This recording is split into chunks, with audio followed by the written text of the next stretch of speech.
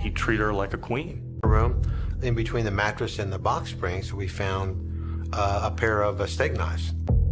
Love may be blind and marriage bliss, but divorce is murder. Darryl Sartorius was a physician in Cincinnati. He had built a good life. Then he married a woman named Dante and tried to divorce her. One morning, his colleagues at Boeing came looking for him. They found his car still in the garage. He was dead, shot inside his own home.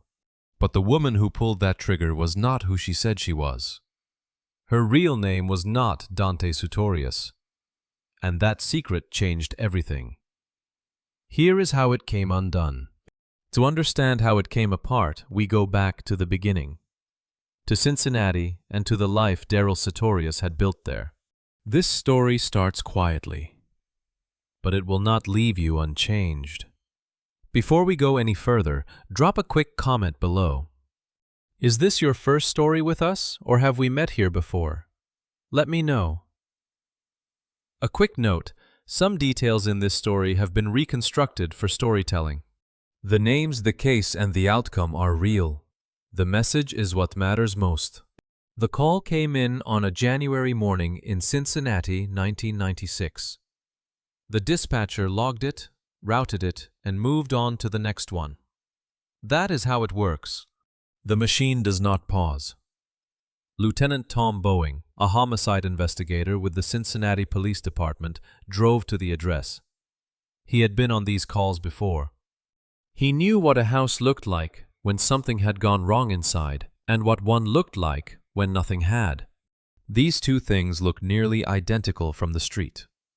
The difference was in the details. From the sidewalk, the Sartorius residence looked like the second kind. Quiet windows. An undisturbed front walk. The cold pressed down on everything the way January always does in Ohio, and the house gave nothing away. Nothing until he reached the driveway and looked toward the garage. The car was inside. That was the first thing wrong. A surgeon does not leave his car behind on a weekday morning. He drives to the hospital. He holds a schedule. The car sitting there in the dark of the garage meant the man who lived here had not gone out that day. Not by choice. He walked to the front door. The cold bit at his face. He had seen that kind of detail before, the one that rearranges everything else once the full picture is in. A car where it should not be. The piece that does not fit is always the piece worth holding. The car was in the garage, so where had he been trying to go?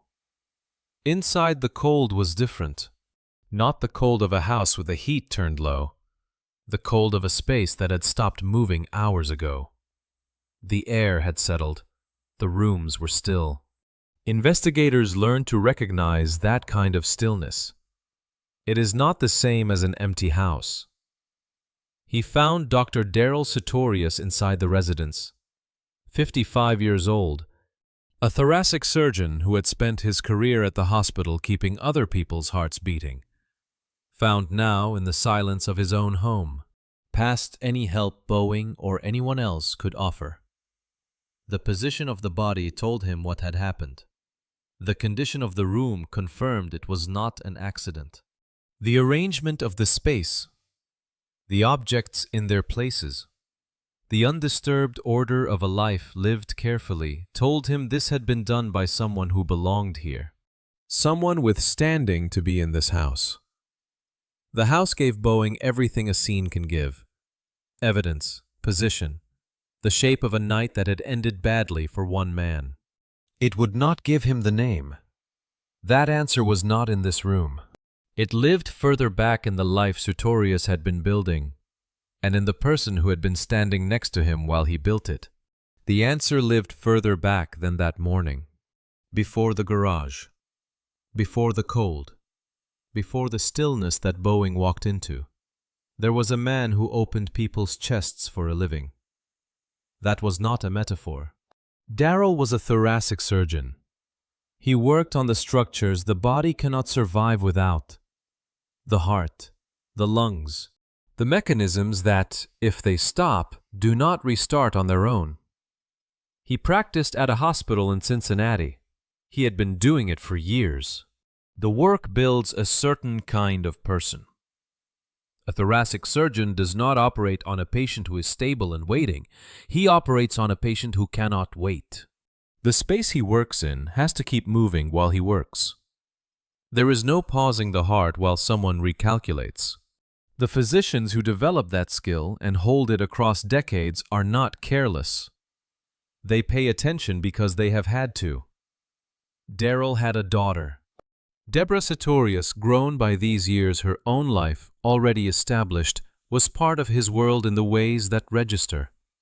Not peripheral, present. He had a close friend as well.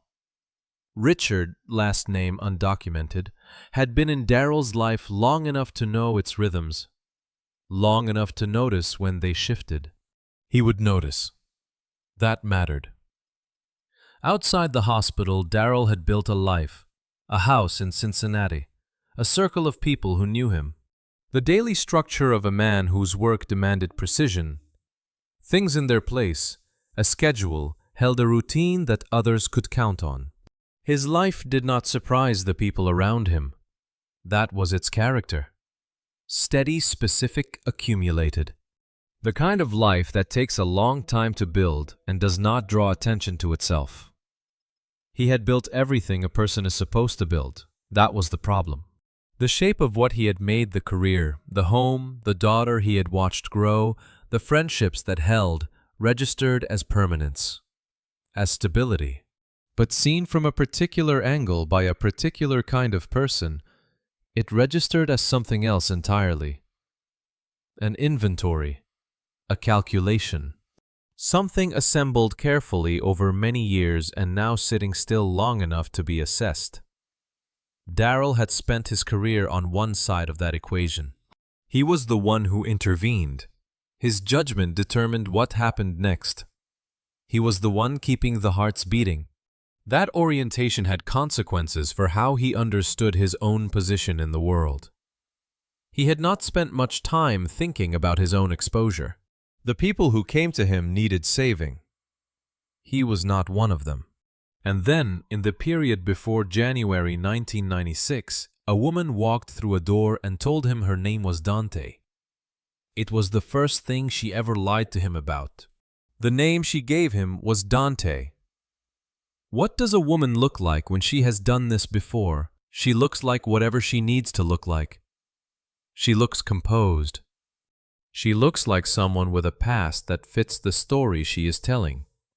That is not an accident. That is a skill practiced until it reads as personality. Her name was Della Hall. She was scared of him because he was bigger than her. She had arrived in Daryl's life presenting herself as something else entirely. A woman called Dante, steady and real, someone who belonged in a Cincinnati surgeon's world. What Daryl saw across a room in the early 1990s was a person. What she had constructed was a character. The distance between those two things was the entire story. The courtship followed. Daryl was a man who had built things carefully, his career, his home, his reputation. He extended that same deliberateness toward the relationship. He moved toward her the way a person moves towards something they believe is solid. She held the construction in place. The persona had its own internal logic, the name, the manner, the apparent stability of a woman who seemed to know exactly who she was. It had no gaps. That kind of coherence is persuasive. It is supposed to be. What Daryl could not have known was that the name had no history. Dante did not appear in any record that mattered. There was no file, no paper trail, no prior address attached to that name in any county that had ever processed it. The name existed where she put it, and nowhere else. That is how the name had been designed. She had built a person out of language, and Daryl had believed the architecture. The relationship produced a marriage. They went through the documented process, the license, the ceremony, the paperwork that turns two people into a legal unit. Darryl signed his name. He had signed his name on thousands of documents in his career. Hospital records, orders, consent forms, each one binding. His signature meant something. He knew what it meant to put it on a piece of paper. For him it was a commitment. She signed her name too. The name on the line was Dante, not Della, not Hall, not any version of the name she had been born with, the name her family called her, the name attached to her actual history. She signed a legal document, a document the state of Ohio would file and record, with an identity she had manufactured. The ink dried. The certificate was real. The marriage was real. The name on it was not. That document was filed with the county. It listed her name as Dante. Somewhere in the state's records there is a line with that name and a date. Beneath it is a woman the record had never heard of. The question the certificate could not answer was who she actually was and what she had done the last time she needed to be someone new. The answer to who she was lived before the marriage. Her name was Della Hall, and that was the last true thing she offered anyone for a very long time. Not a complicated name. Not a name that required explanation.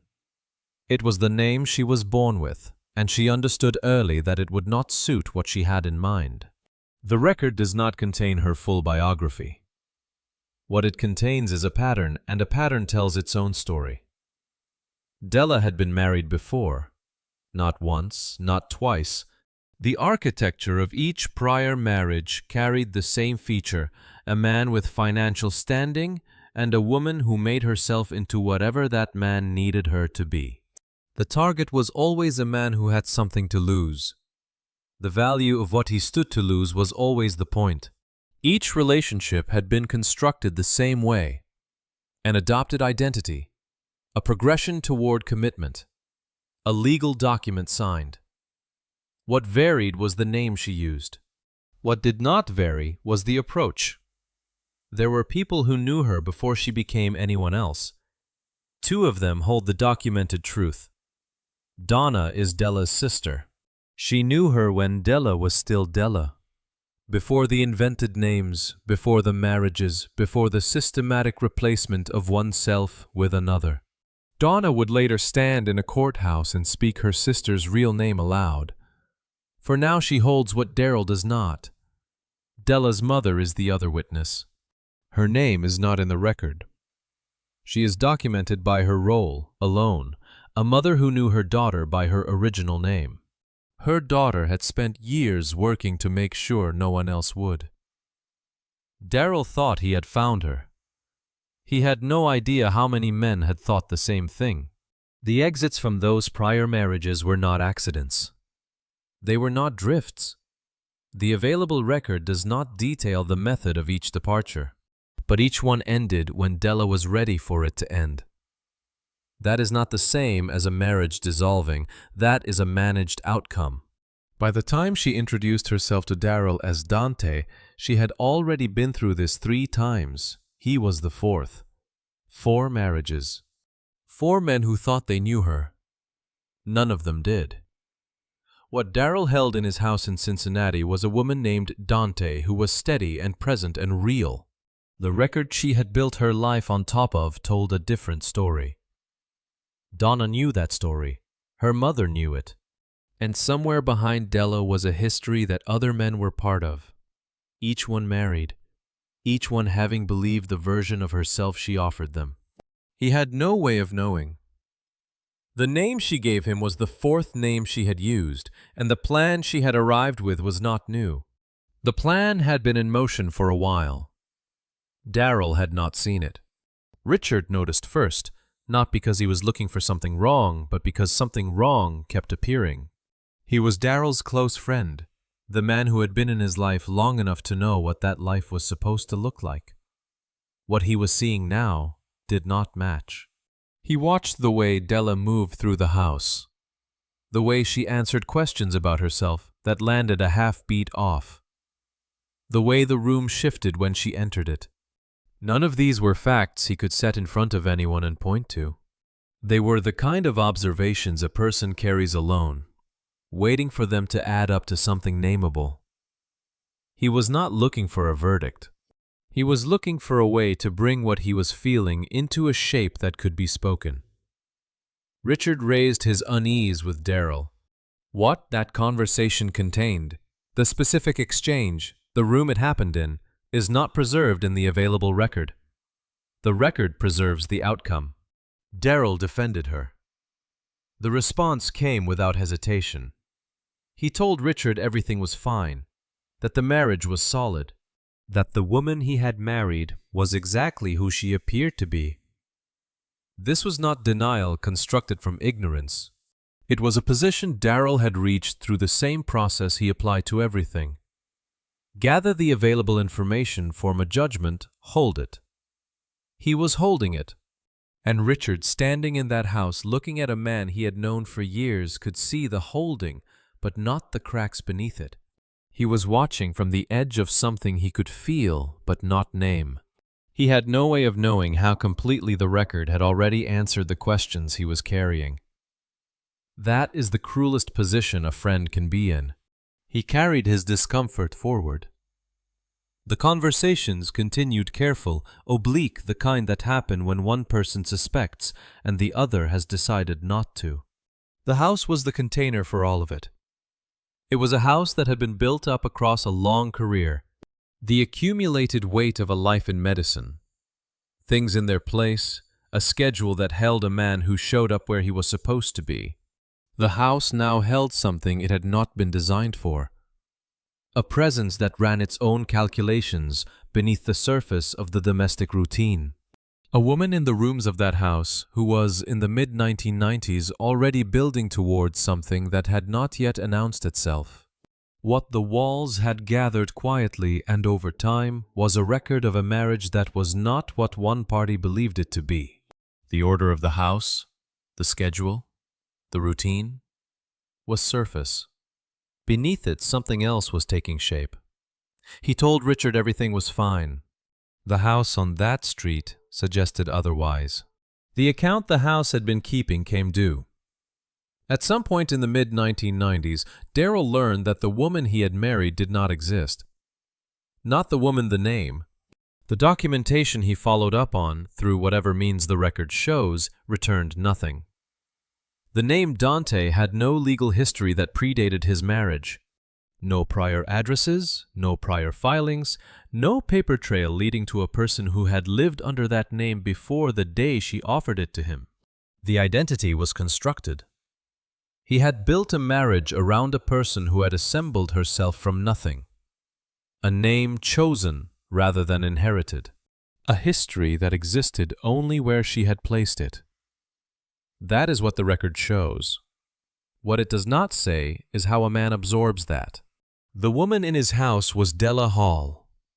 That name had its own documented history, one that had nothing to do with Dante Sartorius or the persona she had presented.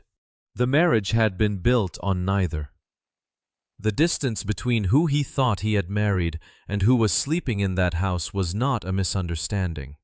It was the whole architecture of what she had built. He moved through the house with this knowledge, not loudly. The knowledge was the kind that does not announce itself, it settles. He had been carrying a version of this marriage for months. He had defended it against what Richard tried to tell him. He had held his conclusion with the discipline he brought to everything. The conclusion had been wrong. The person on the other side of it had chosen to be wrong for him. That is a specific kind of betrayal, not one that happens in a single moment. One that has been running every day since he signed his name next to hers. He had saved hundreds of lives in that hospital. He could not name the woman sleeping across the hall from him.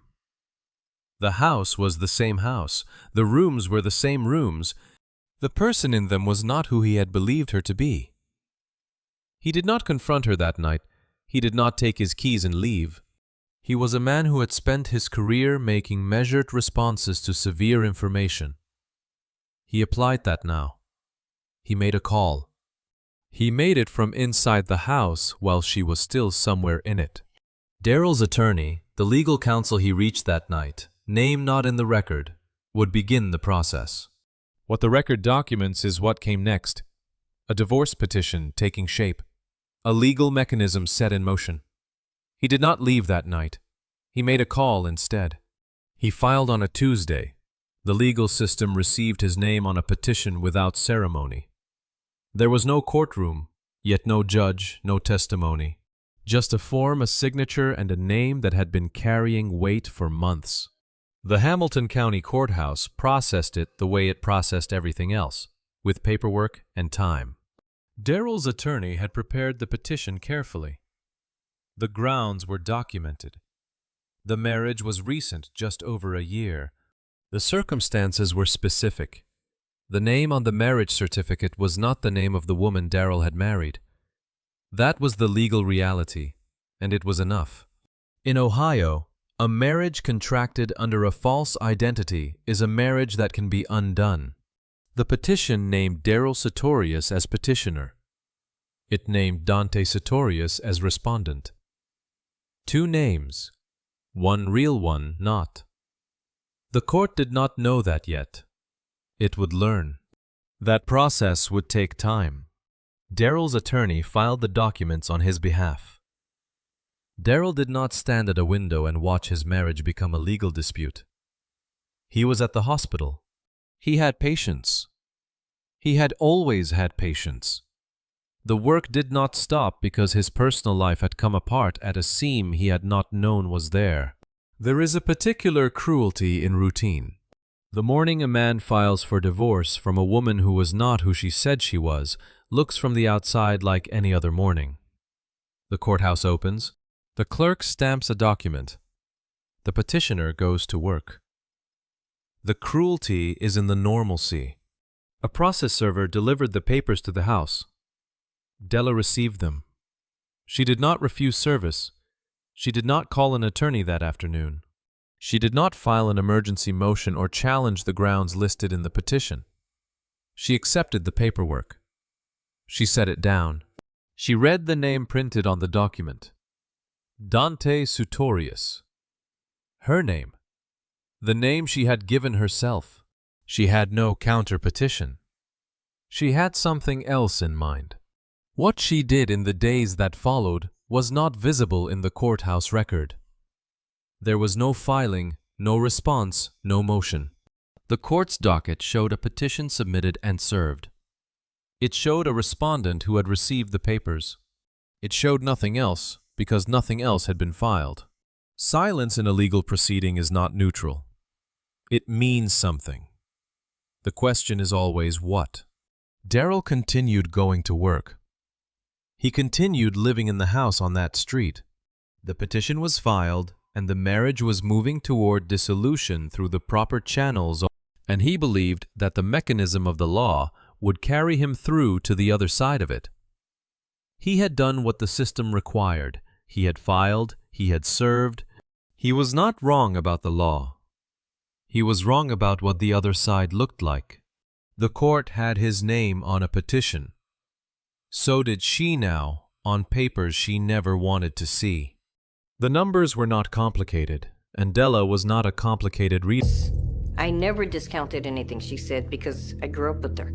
She had set it down on a surface in the house she shared with a man who had filed against her. She had not called an attorney. She had read the paperwork, and she had understood what it meant in dollars. A short marriage. Just over a year. Contracted under circumstances a court would find irregular. The name on the certificate was not a legal name, and the proceedings would reflect that. What a divorce settlement would yield in those conditions was not a large number. There were no children. There was limited shared financial history. The marriage had lasted 14 months. The law would look at what was built in 14 months and divide accordingly. The number on the divorce side of the ledger was not nothing, but it was smaller than what she already had before she signed the certificate. It was the kind of number that returned a person to where they started. She was not going back to where she started. There was another column.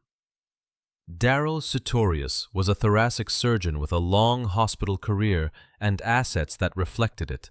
The life insurance policy and the hospital profit-sharing plan together were documented at over $1 million. The beneficiary on those instruments was his wife. His wife, as of the date those designations were filed, was Della. The divorce would change that. A finalized dissolution would remove her from those instruments. A living Daryl divorced would update the paperwork, and she would become a name attached to nothing. A dead Daryl still married was a different calculation entirely. That is the lever. A divorce finalized removes a beneficiary. A death does not remove anything, it triggers the payout. The difference between those two outcomes in documented dollars was over $1 million. Divorce was a door. Death was a different kind of door, and it opened from only one side. The arithmetic was not complicated. One number was a fraction of a short marriage, the other was over $1 million. She did not need to write either figure down. They were the kind of numbers a person carries without effort. The house was quiet in those weeks. One person went to work in the morning and came back at night. He was filing through his attorney. He believed the law would carry him out the other side. The other person was in the same house doing a different kind of accounting. No counterpetition was filed at the Hamilton County Courthouse. The divorce proceedings moved on Daryl's timeline, not hers. His attorney sent filings. The court's docket grew. Her side of the record stayed blank. She did not file a counterpetition. What Della was doing with the weeks she was not in a lawyer's office is not a matter the legal record documents. But January 1996 is not far away now. The math was already done. Every morning in the months before January 1996, Daryl drove to the hospital and did his job. The divorce proceedings were running. His attorney was filing. The court's docket was growing. None of that was visible in the operating room. He was a thoracic surgeon, and the work asked for everything. He gave it. He showed up on time, completed his cases, signed his notes. The people he worked with saw a man who was present. Whatever was happening inside the house on that street did not come to work with him. That is worth noting. Not because routine is unusual under stress, many people hold to it, but because of the specific choice embedded in it. He knew by this point what the woman in that house had done. He had seen the documentation. He had filed on the basis of it. And he was still going home. He went back every night. Richard watched this. He had known Daryl long enough to read what the surface was covering. He saw a man who was managing sorting through a marriage that had turned out to be something else entirely, and doing it the way Daryl did everything, methodically, without drama, through proper channels. The legal process would resolve it. That was the operating assumption. What Richard could not get past was the house itself. Not the papers, not the attorneys. The house, and the fact that Daryl drove back to it each night, parked, went inside. The woman with the false name was in that house. The divorce was not final. Nothing had been resolved yet. He knew everything that Richard knew. He had known it longer. Daryl knew who was in that house. He knew what she had done before 4 marriages, a pattern the record had made plain. So why did he stay? The answer Daryl gave when Richard asked something close to that question was not complicated. He said the lawyers were handling it. He said the process was moving. He was not, he told Richard, afraid. Richard heard that and did not push back. Daryl was not a man who said things he did not mean. If he said he was not afraid, then, as far as Richard could tell, he was not afraid. That was the kind of certainty Richard had trusted for years. But Richard was in that house, and he could feel what Daryl either did not feel or had decided not to name. Something had gone still in that place. The legal process moved slowly. And the woman who had built a person out of a false name was still there in the same rooms behind the same walls. The lawyers were writing letters. The house was quiet. What Richard remembered later was not what Darrell said about the lawyers. It was not the part about the process moving forward. It was the other part. He told Richard he was not afraid. Richard remembered that. The lawyers were still exchanging letters when the final weeks of 1995 became the first weeks of 1996. The correspondence moved at the pace the legal system requires. Filings were made, responses were drafted. The machinery of the dissolution ran on its own schedule, indifferent to what was happening inside the house. Darrell had done what the process asked of him. He had filed. He had retained counsel. He had served the papers. He had an attorney working on his behalf. What he had not done was leave the house. That was the documented fact of the final week's two people in the same house. One moving through the legal system to dissolve the marriage, the other not moving through any system at all, not contesting, not engaging, not responding through any channel, the record reflects. Della had filed nothing. She had no attorney of record. The proceedings moved forward on the timeline Darrell's attorney set. She was in the house with the man who had initiated all of it. And she was still there, and she was waiting. The record does not say what she was waiting for. By January 1996, the answer would not require a document. Inside the house, proximity was the condition. Two people, the same rooms, the same hours between morning and dark. The divorce was not yet final. The policy designations still bore her name. A court proceeding was in motion, producing letters that traveled between law offices while the house itself stayed still. And Darrell was returning from the hospital each evening, trusting that the legal process was moving him toward a resolution. The exit was still there. He had filed for divorce. He had an attorney. He had done everything a reasonable person does. It was not enough. The final weeks passed without visible incident. The legal correspondence continued to move. That paper trail would survive it, would become part of the case file, a documented timeline of a process that was still active when something faster ended it. At the house, nothing drew attention. No sound that carried, no incident that prompted anyone nearby to look twice. The street looked the way it always looked. The house sat on it the way it had always sat, ordinary by every visible measure. That distinction would matter later. The absence of visible alarm and the absence of actual danger are not the same condition. By the final days of the process, the two had separated entirely, and only one person in that house knew it. The neighbors who would later speak to investigators described the same thing. Nothing unusual in the preceding days. No voices raised. No sign that anything was different inside that house from any other night. They had gone about their evenings. They had no cause to look at that house with anything other than ordinary inattention. The house was quiet the night before. That much the neighbors would later confirm. It was a January night in Cincinnati, and inside the house on that street, something that had been building for years was almost finished. The outside temperature was cold. The house held its warmth against it. The neighbors had confirmed that nothing looked different from the streetlights quiet. Ordinary, and the court record would later establish what the exterior had concealed. Della was inside the house. So was Darrell. The legal process that was supposed to move him out of the marriage was still running, still producing correspondence, still working through its proper channels on its documented timeline. None of that was faster than what happened that night. The sequence of events that prosecutors would reconstruct from physical evidence and testimony was not complicated. A house, two people in it, one of them with a plan the record had been building toward for months, the other trusting that the legal process was the mechanism that would resolve everything. It would not. Della moved through the house. What the forensic record established about that night, the position, the proximity, the sequence, was presented at trial. The physical evidence was specific.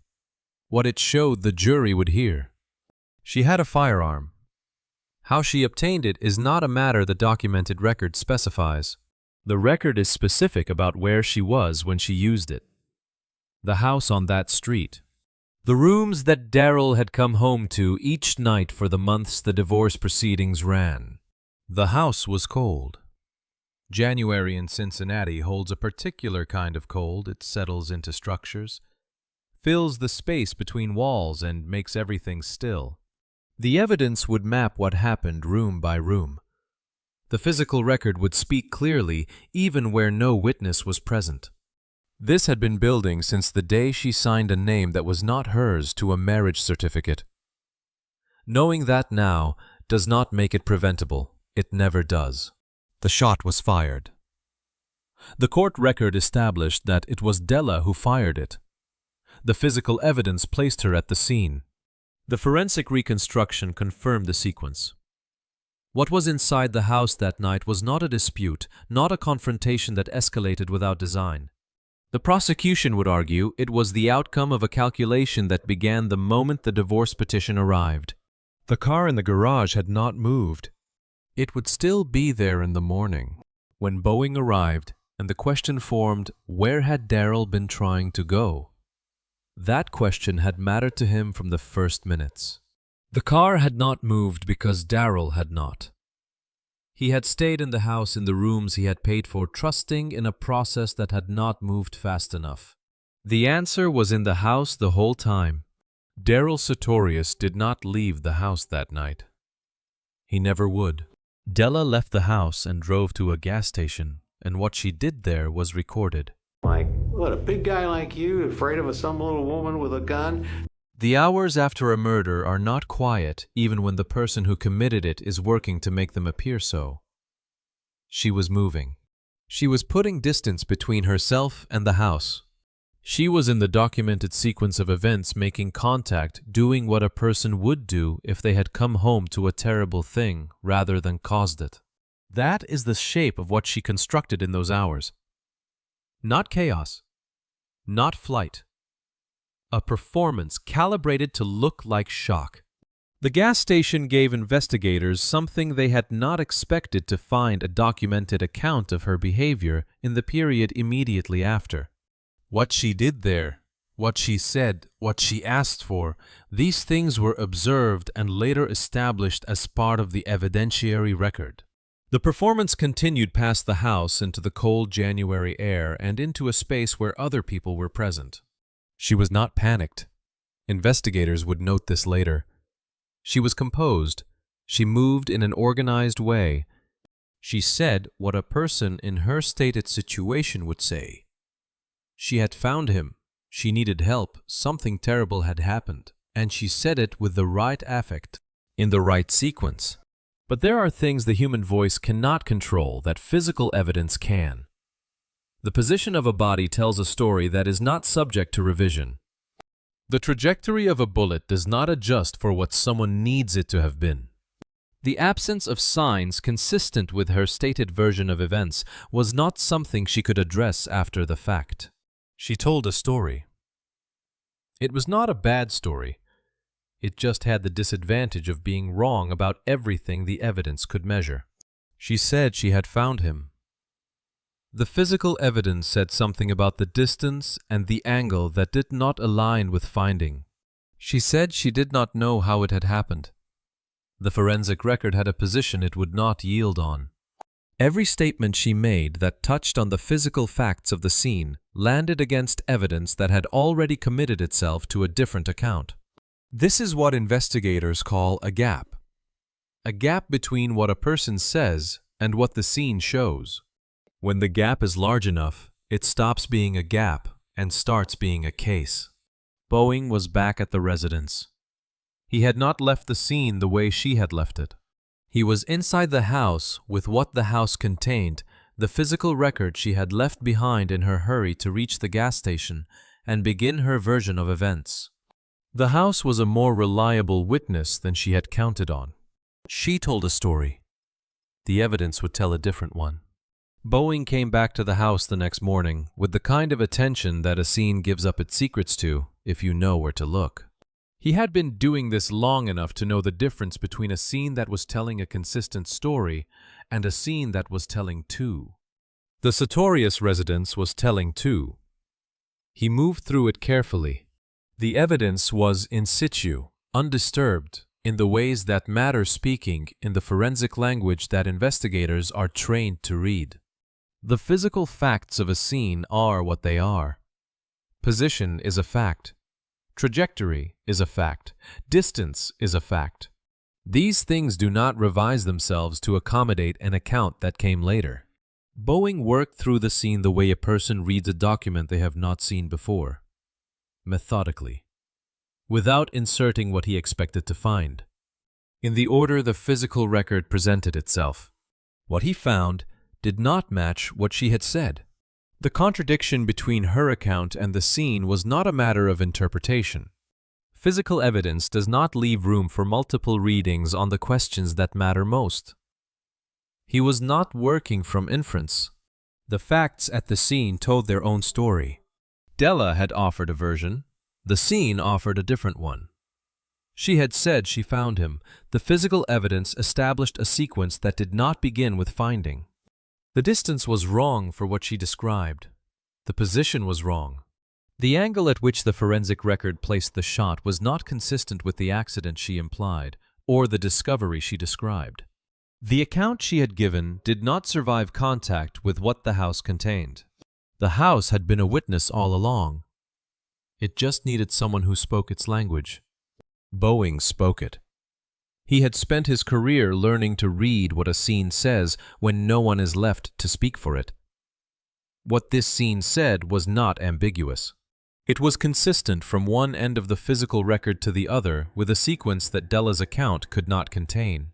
The picture that emerged was not complicated. The evidence did not point in multiple directions. It pointed in one direction clearly from the position of the body to the trajectory of the shot to the forensic findings the lab would confirm. She had been there. She had not found him. The sequence moved in the opposite direction from the one she described. He did not need to speculate.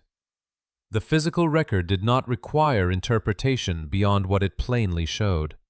He documented what the scene contained, recorded the contradictions between the account and the evidence, noted what the forensic findings established about the sequence.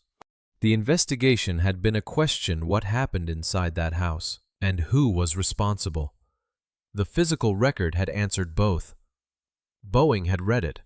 What came next was not an investigation anymore. It was a conclusion looking for a signature. The evidence had a story. It just needed someone to read it in the right order.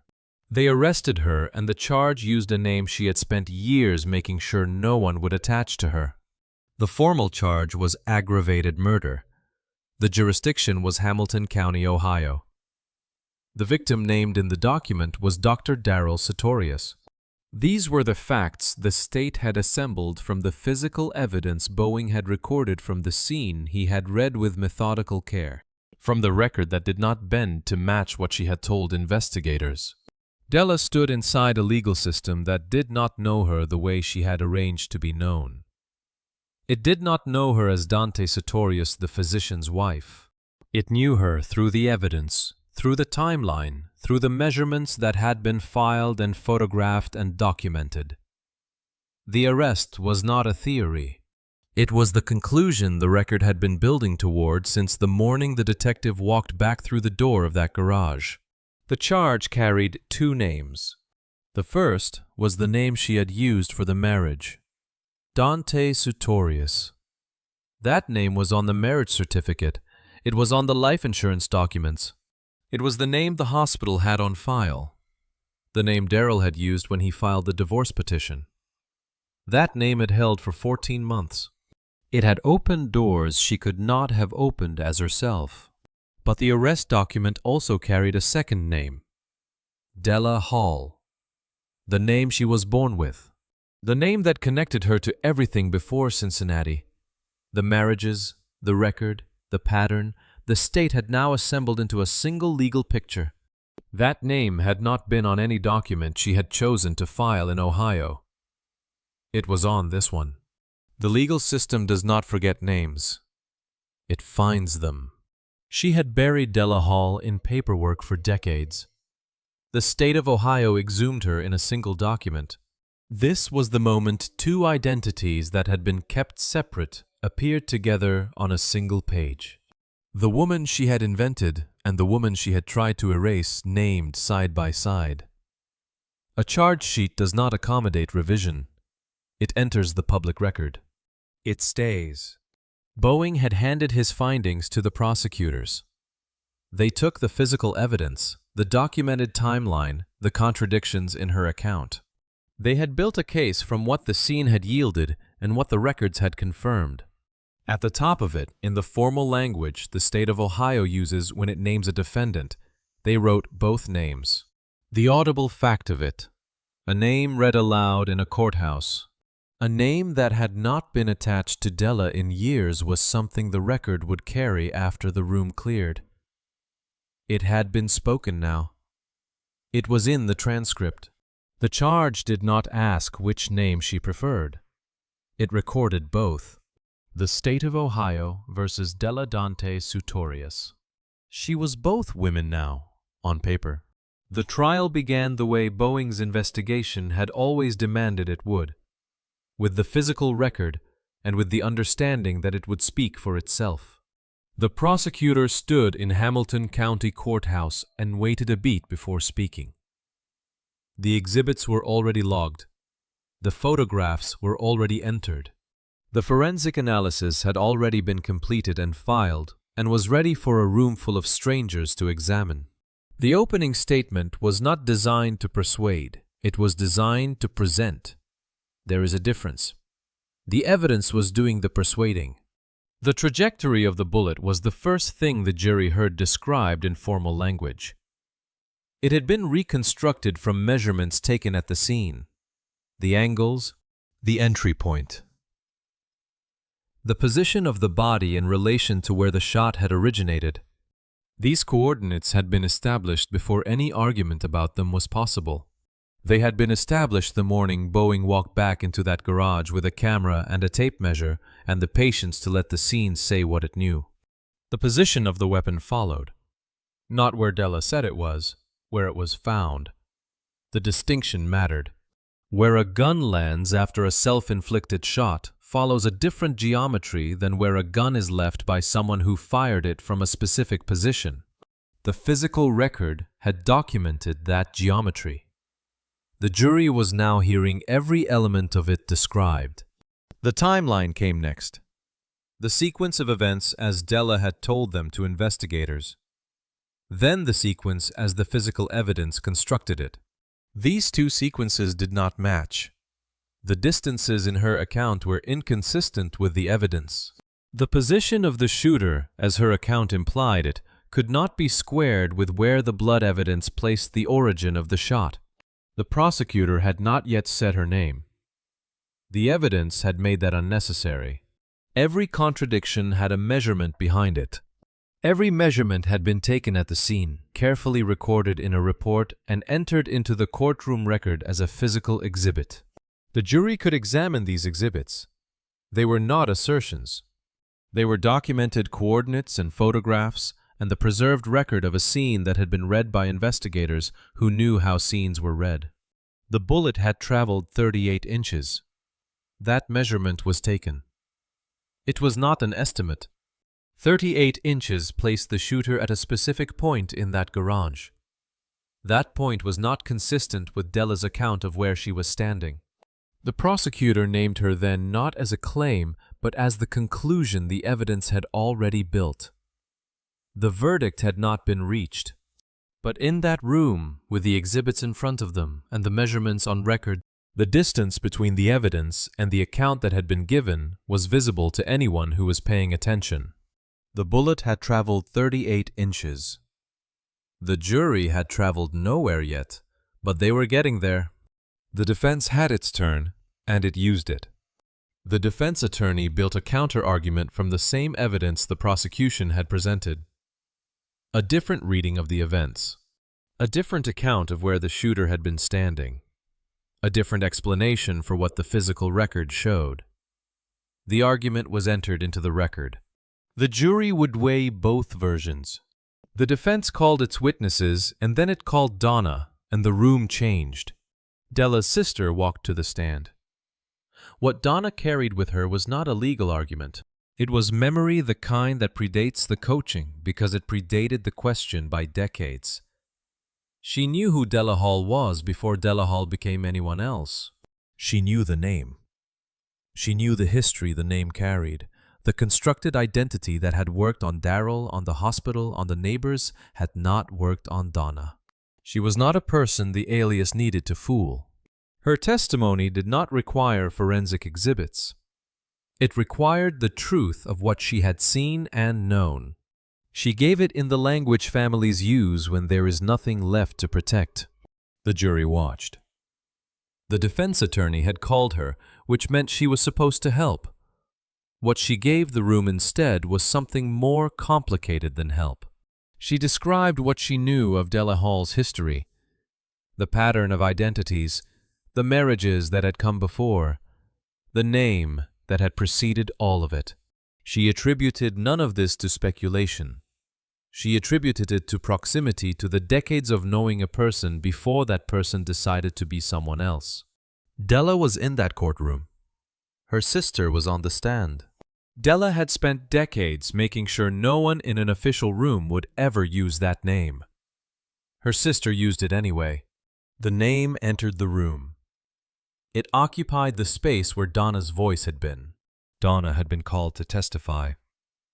The jury could see both women at the same time, the one at the defense table and the one on the stand. Whatever Donna knew about who Della Hall had been before Cincinnati was now in the official trial record. Everything before the name Dante Sutorius, everything before the divorce petition and the garage, said aloud by someone who had known her before she was anyone other than herself, said aloud in a room where it could not be taken back. It could not be argued away. The name had been in documents before this. It had been on the arrest paperwork and in the case caption. But documents are processed by clerks and attorneys. They are not spoken in a room full of people who have been asked to decide. A voice in a courtroom is different. A voice heard by 12 people in a box is something no document can reclaim. Donna said the name Della Hall out loud in a courtroom. It was the first time anyone had. The jury filed back in, and everyone in the room who had been waiting stood a little straighter without meaning to. The wait had been what it always was time held, in a room that could not move until 12 people moved it. The judge was already seated when they entered. The defense attorney was at the table. Della sat beside him. Across the room, the prosecutor waited. The jury took their seats. There is a specific quality to the silence that fills a courtroom in the seconds before a verdict. It is not the silence of an empty room. It is the silence of a room that has no function but to hold what is about to be said. Everyone in that room had arrived at this moment through a different path. The prosecution had built its case from Boeing's physical record and the timeline that did not bend. The defense had offered its reading of the same evidence. The jury had sat through both and gone away to decide. Now they had returned, and the room had narrowed to the single question that had been there since January 1996. The foreman stood. The reading of a verdict takes seconds. The preparation for it had taken months. The evidence had been assembled in the weeks after a January night in Cincinnati. The investigation had followed. Then the arrest with its 2 names. Then the trial with its testimony. Each step had led here to this room, to this foreman standing. The judge asked the question the record required. The room did not move. The jury had deliberated with the evidence, the testimony, and the task the law had given them. Now they were back. Now there would be an answer. Guilty. 1 word. The room took a breath and did not give it back. Della Dante Sutorius was convicted of aggravated murder in the death of Dr. Daryl Sutorius.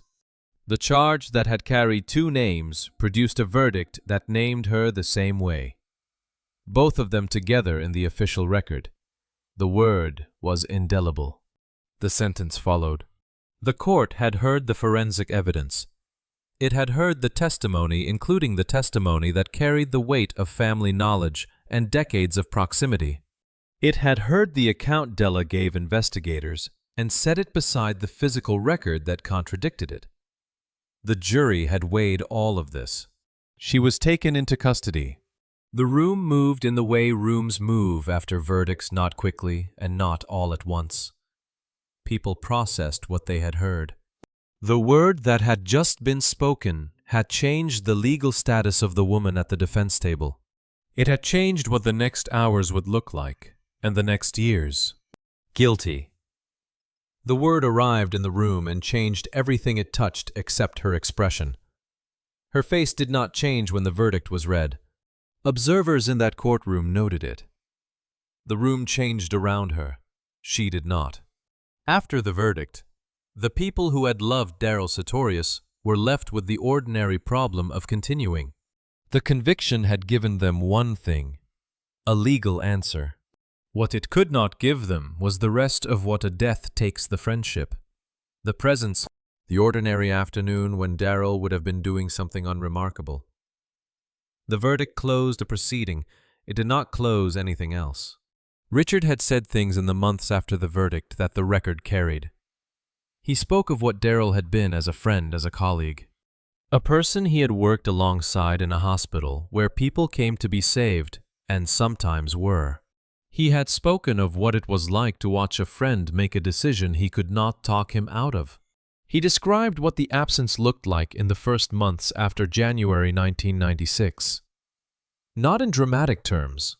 Grief rarely presents as anything extraordinary when it is the ordinary kind. In the terms of a person who has lost someone and found that the world has not adjusted to account for it. Richard described a man who had worked hard and cared about his patients. A man who in the last year of his life had made choices the people around him could not fully read. He had stayed in a house where the person he was trying to divorce also lived. Richard had watched. He had said things to Darryl that Darryl had heard and not acted on. That was the part Richard carried.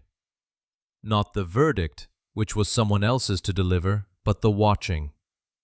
The last time they had spoken, Darryl had not seemed afraid. Richard had remembered that and turned it over and not arrived at anything he could say was satisfying. Cincinnati did not pause for Darryl Sartorius. Cities never do. That is not cruelty, it is just how much space one life takes up in a place that size. The hospital where Darryl had worked continued. That is what hospitals do.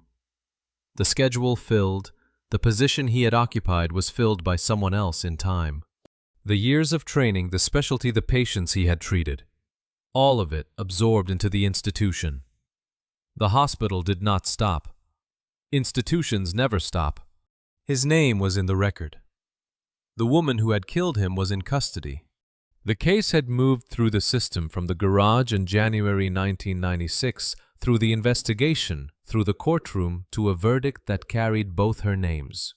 The world around it moved anyway. Deborah Sartorius married in the time that followed. She walked down an aisle. Her father had been a cardiologist who worked long hours and loved his daughter. In the last year of his life, he had filed a piece of paper that should have been enough. He was not there to walk with her. Deborah walked down an aisle her father never saw. Cincinnati kept moving. Nobody has ever fully explained why Darryl Sartorius stayed in that house, and the documented record does not close the gap. He knew who he had married. He knew it before most people would have known what to do with that information. He had hired an attorney. He had filed for divorce. He had told his brother Richard plainly that he was not afraid of her. Those are documented facts. They are also taken together, not an answer. The paperwork was moving. The legal process had begun. He had done what a person does when they want to exit a situation in an orderly way. He understood that the marriage was over. He understood that there were assets at stake, a house, a career, a future that did not include Dante Sartorius. He was working through the system. He had reason to believe the system would work. He was a physician. He understood procedure. He knew that courts exist to resolve these things, that attorneys handle the mechanics, that patience is part of the process. He was being patient. What he was not doing was leaving the residence. He stayed in the house on Greenup Drive while the divorce proceedings moved forward. He continued to live there. He continued to sleep there. The woman the state of Ohio would eventually call Della Hall was also in that house while the legal process ran its course. This is not speculation. This is what happened. He had access to the front door every morning. He could have left. The record does not show that he did. People who knew him said he was not afraid. They did not describe a man who was panicking. That is consistent with the record. It is also not an explanation. The story cannot tell you why he stayed. The record cannot tell you. This is the one thing that Daryl Sartorius took with him that nobody else can reconstruct. What the record shows is a man who was not passive. He made phone calls. He consulted people. He expressed more than once that he was not frightened. Whether that was accurate, or whether it was the thing a person says because saying otherwise feels like a different kind of defeat, is not something the documents address. He had been right about most things in his life. About medicine. About what it means to build something from the ground up. He had earned the house. He had earned the career. He may have believed in some part of himself that he had also earned the right to stay. That is not documented. That is an inference. But it is the kind of inference the record does not disprove. The house on Greenup Drive still stands. The street is still there. The neighborhood has continued in the ordinary way that neighborhoods continue. None of it explains anything. Maybe he believed the law would protect him. Maybe he believed she wouldn't. The house doesn't say.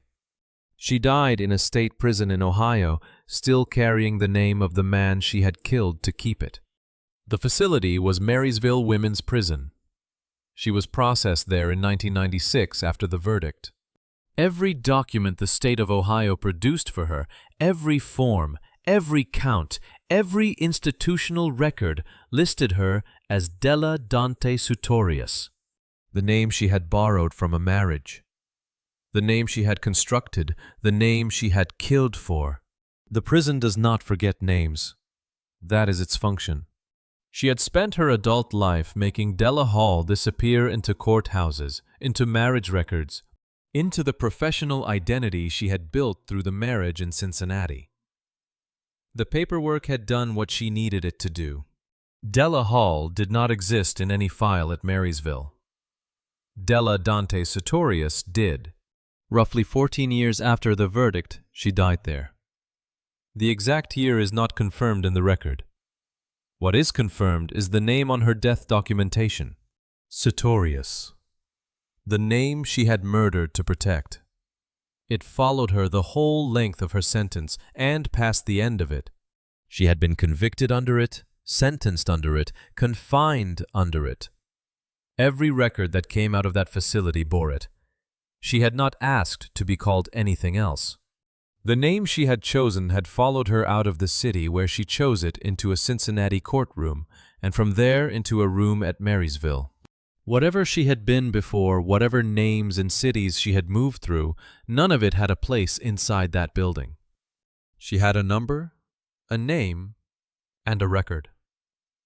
The record did not concern itself with what she had been in the years before Cincinnati. It recorded what she had done. She had won every argument with her own name. Every document, every record, every room she had ever walked into. She lost the only one that did not require a signature. She could not choose what her mother called her. In the search of her room, in between the mattress and the box springs, we found a pair of steak knives. There was a woman in Ohio who had given her daughter the name Della Hall. She had watched her daughter bury it in a Louisville courthouse in a marriage certificate in the rooms of a Cincinnati she had entered as someone else. She had watched Donna stand in a witness box and say that name out loud, and the room go still. She had watched the state of Ohio take her daughter away under a dead man's surname.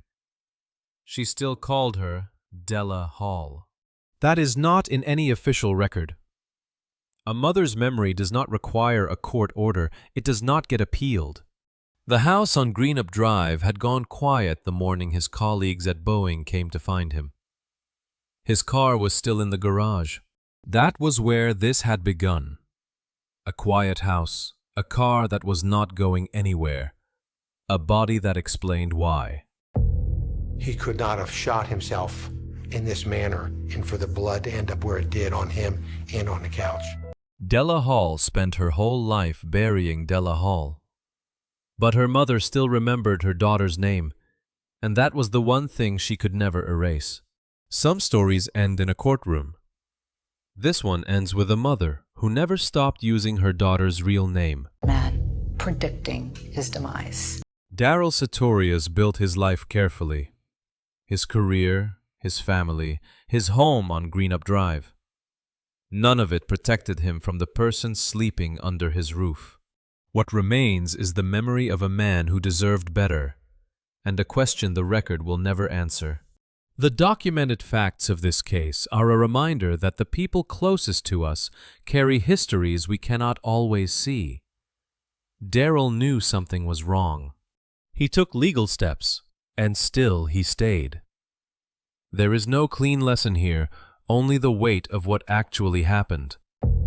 All she had to do, instead of killing the man, was love the man. If this story stayed with you, leave a comment below and share what you took from it. Your thoughts matter here.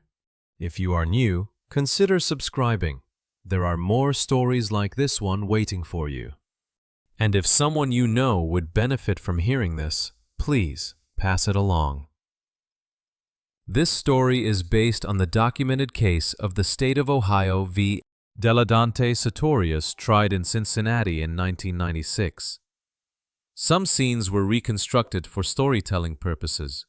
The core facts, the names, the verdict, the outcome, are drawn from the public record. Our deepest respect goes to the family of Darryl Sartorius.